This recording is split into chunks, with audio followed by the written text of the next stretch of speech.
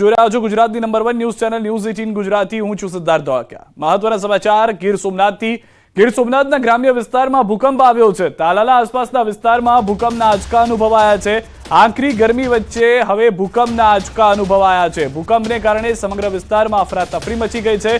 બપોરના સમયે 4 મિનિટના ભૂકંપના 2 આંચકા આવી ગયા। 3 વાગ્યા અને 14 મિનિટે 3.7ની તીવ્રતાનો ભૂકંપ આવ્યો અને 3 વાગ્યા અને 18 મિનિટે એટલે કે 4 મિનિટ બાદ તુરંત 3 અને 4ની તીવ્રતાનો 3.4ની તીવ્રતાનો ભૂકંપ આવ્યો। તાલાલાથી 13 કિલોમીટર દૂર નોર્થ ઈસ્ટમાં ભૂકંપનું કેન્દ્રબિંદુ નોંધાયું હોવાની પણ જાણકારી છે। તો ફરી એક વખત ભૂકંપના આંચકા અને આ વખતે ગીર સોમનાથના ગ્રામ્ય વિસ્તારમાં ભૂકંપના આંચકા આવ્યા હોવાની જાણકારી છે। 4 મિનિટમાં 2 વખત ભૂકંપના આંચકા આવ્યા છે। મહત્વની વાત એ છે કે આસપાસના વિસ્તારોમાં ભૂકંપના આંચકાથી લોકો પણ ગભરાટમાં આવી ગયા હતા।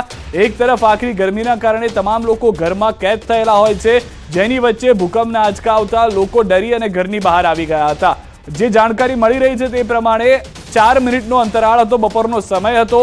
3 વાગ્યા અને 14 મિનિટે પહેલો ભૂકંપ આવ્યો છે, જેની તીવ્રતા 3.7ની હોવાની જાણવા મળી રહી છે અને તેની 4 મિનિટ તુરંત બાદ એટલે કે 3 વાગ્યા અને 18 મિનિટે ફરી એક ભૂકંપ આવ્યો કે જેની તીવ્રતા પહેલાના ભૂકંપ કરતા 0.3 ઓછી હતી। 3.7ની બદલે 3.4ની તીવ્રતાનો ભૂકંપ હતો। તાલાલાથી 13 કિલોમીટર દૂર નોર્થ ઈસ્ટમાં ભૂકંપનું કેન્દ્રબિંદુ નોંધાયું હોવાની પણ જાણકારી મળી રહી છે।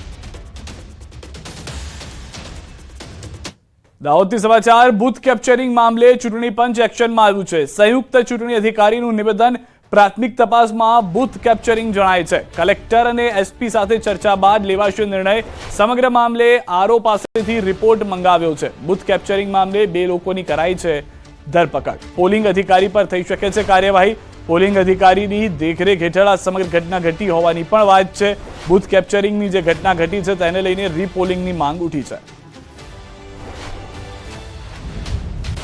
સંદર્ભે અમે તપાસ કરી અને પ્રાથમિક રીતે બૂથ કેપ્ચરિંગનો કિસ્સો જણાતા તેમાં એસપી શ્રી અને કલેક્ટર શ્રીના જોડે ચર્ચા કરી અને એફઆઈઆર કરવાની કાર્યવાહી હાલમાં ચાલુ છે મહીસાગર જિલ્લાના એસપી દ્વારા।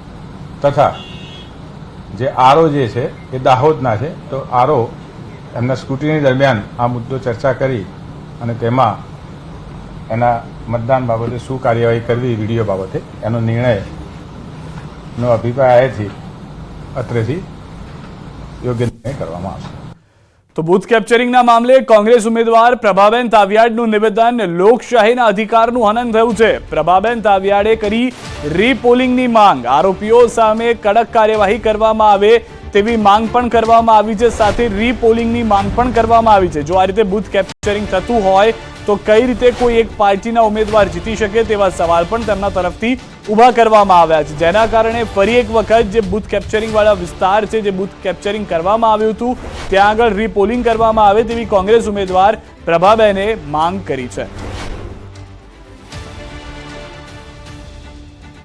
અધિકારોનું હનન કરી રહ્યા છે એને અમે વખોડી કાઢીએ છીએ અને અમે એના અંગે કલેક્ટર સાહેબને ફરિયાદ આપી છે। અમે જે લોકો આમાં સંકળાયેલા છે એની સામે કડકમાં કડક સજા માટે અને ત્યાંના જે મતદાતાઓ છે એમના અધિકારોનું હનન થયું છે એટલે એમને રીપોલિંગ કરવા માટે અમે માંગણી કરીશું। બૂથ કેપ્ચરિંગ કરવાની ના પાડતા એ લોકો મને બહાર લાવીને ગાડી બી અંદર કમ્પાઉન્ડની અંદર લાવ્યા હતા અને ગાડીમાં નાખીને મને અપહરણ કરવાની કોશિશ પણ કરેલી હતી, જેથી મેં તેમના ડરથી પ્રિસાઇડિંગ ઓફિસરને પણ જાણ કરી।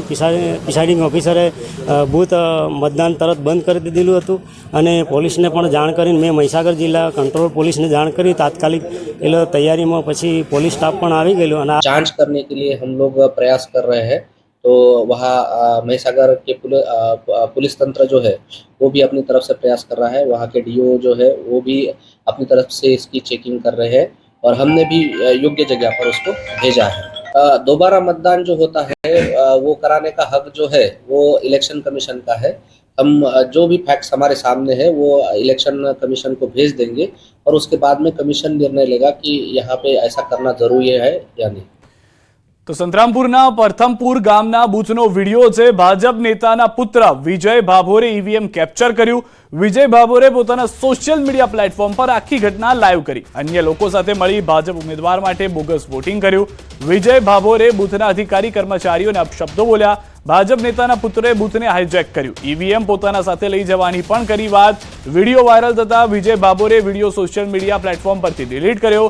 દાહોદ બેઠકના કોંગ્રેસ ઉમેદવાર ડોક્ટર પ્રભાબેન તાવિયાડ કલેક્ટરને કરી છે ફરિયાદ. કલેક્ટર અને જિલ્લા ચૂંટણી અધિકારીએ તપાસ શરૂ કરી છે. ચૂંટણીના નિયમ ભંગ બદલ કાર્યવાહી પણ કરવામાં આવશે. વિજય ભાભોરની પોલીસ પૂછપરછ કરી રહી છે. સાથે જ કોંગ્રેસના ઉમેદવાર પ્રભાબેનની માંગ છે કે રીપોલિંગ કરવામાં આવે આ પોલિંગ સ્ટેશન પર.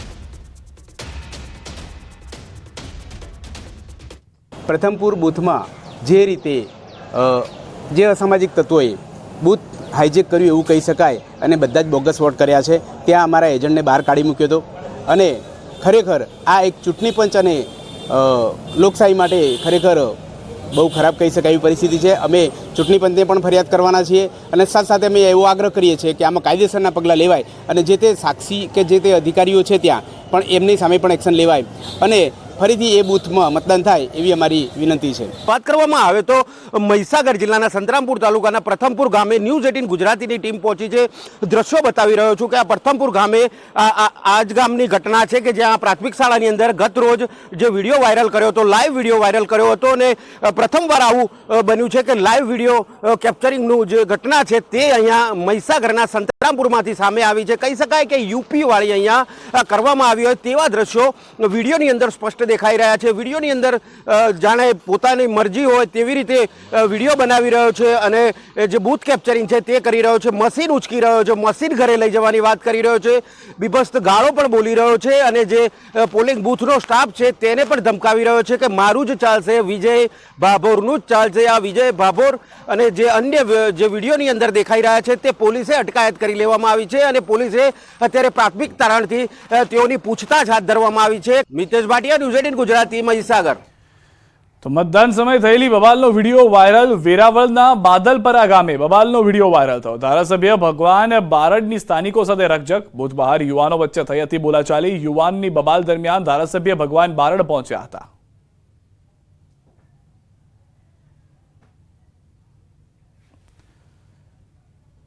દમણથી સમાચાર મળી રહ્યા છે. ગેસ લાઇનમાં ભીષણ આગ. જેસીબી પણ આગની ચપેટમાં આવ્યું છે. ગેસ લાઇનની કામગીરી દરમિયાન આગ લાગી હતી. ગેસ વિભાગ દ્વારા પુરવઠો બંધ કરાયો છે. ભીષણ આગમાં જેસીબી બળીને ખાક થઈ ગયું હોવાની પણ જાણકારી મળી રહી છે.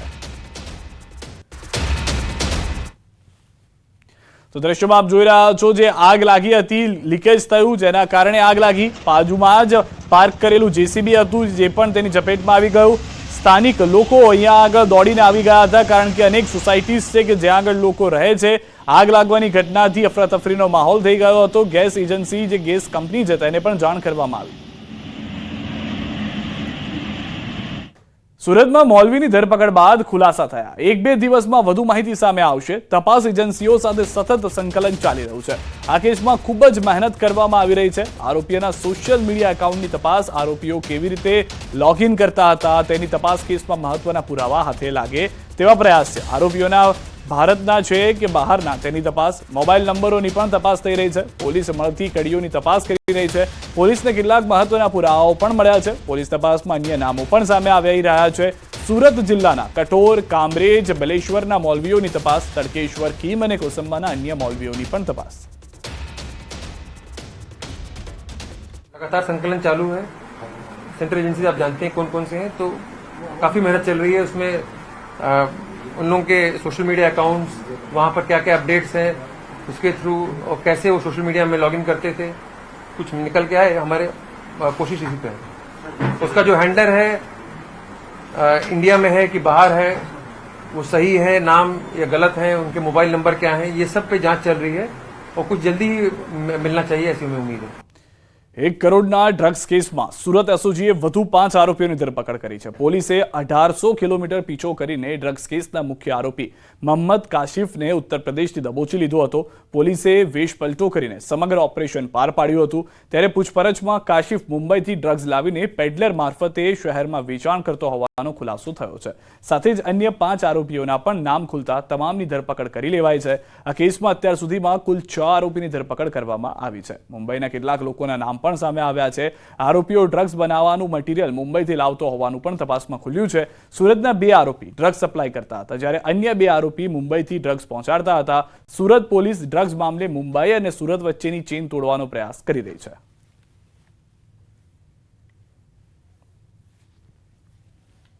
आगे 5 और लोगों को अरेस्ट किया गया, जिसमें 2 सूरत के हैं जो इसको सप्लाई करते थे, 2 मुंबई के हैं जो मेन अरेंज करते थे बड़ी क्वांटिटी में, और एक और है सूरत का जिसको ये आगे बेचता था, जहां से डिस्ट्रीब्यूशन होता था.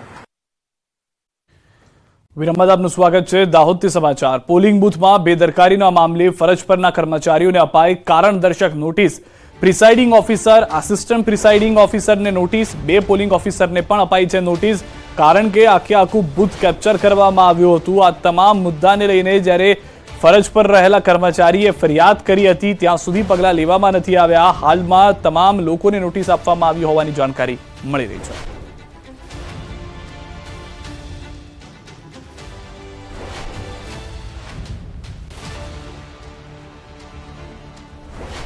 સુરતથી સમાચાર. સુરતના વરાછામાં દિવાલ ધરાશાયી. સવાની એસ્ટેટમાં આવેલ રૂબી એપાર્ટમેન્ટ ખાતે બની ઘટના. દિવાલ તૂટી પડતા 25થી વધુ બાઇકને નુકસાન. ઘટનામાં કોઈ જાનહાનિ નથી થઈ.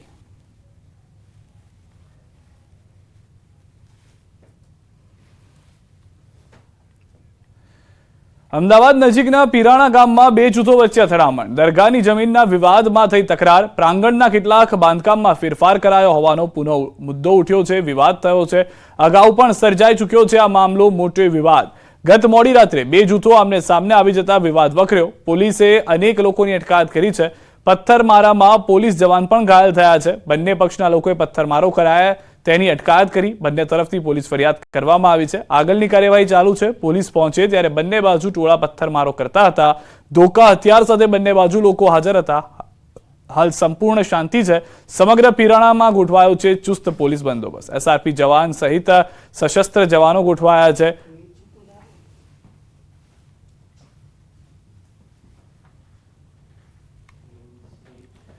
માલાબાર જ્વેલર્સે અમેરિકાના ઇલિનોઇઝમાં નેપરવિલે ખાતે 4થા જ્વેલરી સ્ટોરનું ઉદ્ઘાટન કર્યું છે. માલાબાર જ્વેલર્સના 13 દેશોમાં 350 સ્ટોર્સ છે. માલાબાર 51,000 કરોડથી વધુના વાર્ષિક ટર્નઓવર સાથે વૈશ્વિક સ્તરે 6થું સૌથી મોટું જ્વેલરી સ્ટોર છે. માલાબારના ઉત્તર અમેરિકામાં 5 સ્ટોર થઈ ગયા છે.